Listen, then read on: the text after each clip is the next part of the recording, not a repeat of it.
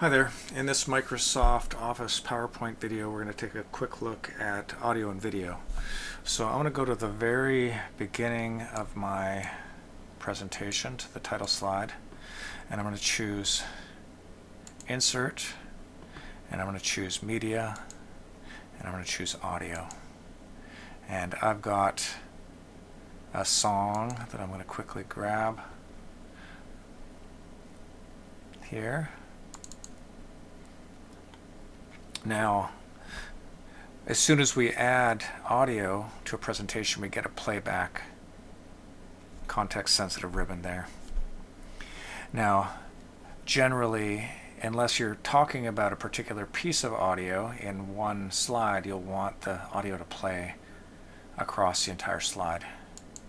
And generally, I don't like to hide the thing during the show, so I like to be able to see the actual control there.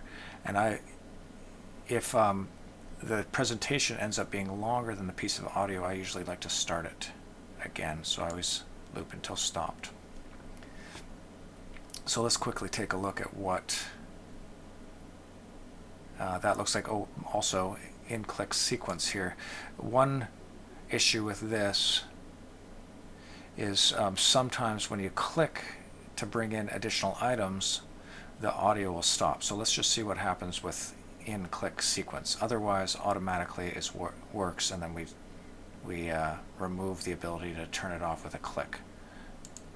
So I'm just going to go to my slideshow view. Now I'll click to start the audio. Now again, I click, and notice I click again to get to the next slide, and the audio plays across all of the slides without stopping. So I'm still clicking, but the clicking is not affecting the audio.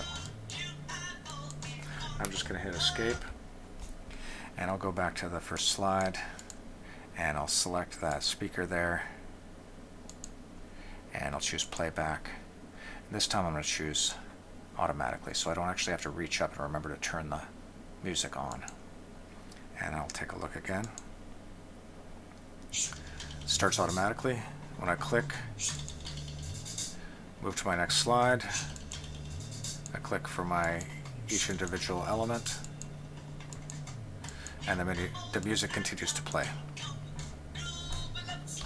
And again, by the way, useful music to play that's also tends to be copyright free is 16th century Baroque in the key of C# minor or G minor, between 55 and 65 beats per minute. It actually works with your brain. It changes your alpha waves, so you can actually retain information more easily. Now, another thing to insert is video. So I'm just going to add a new slide at the very end. So I'll click on this slide, insert a new blank slide. It inserts a new blank slide because that's the last slide layout I chose.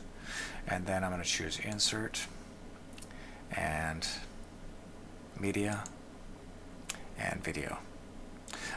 Inversely, you can also choose Home, and for slide layout you can choose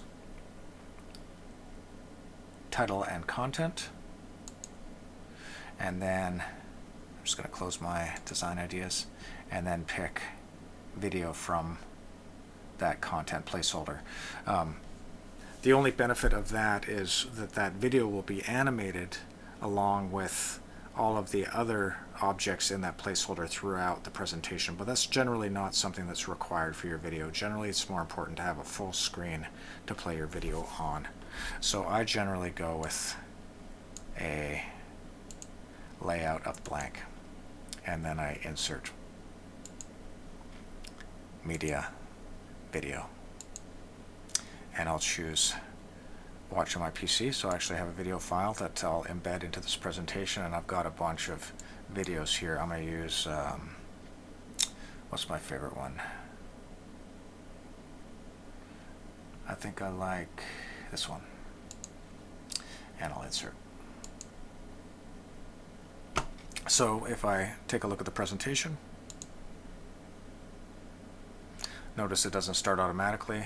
When I mouse over it, I get a little control, and I can play the video, which is generally what you want to do. And frequently, on a presentation, you'll want to have that video sitting on a slide. Once you're finished with the video, you would talk about the video or just let the audience watch the video without you talking. And then once it's done, you can stop the video and move to the next slide. Let me just escape. So we can also resize the video, of course, by dragging on those corner handles. And again, when we deliver the video and play, the audience will be able to see that video quite a bit more easily. And escape to go back to normal view. We also have the ability to choose play full screen,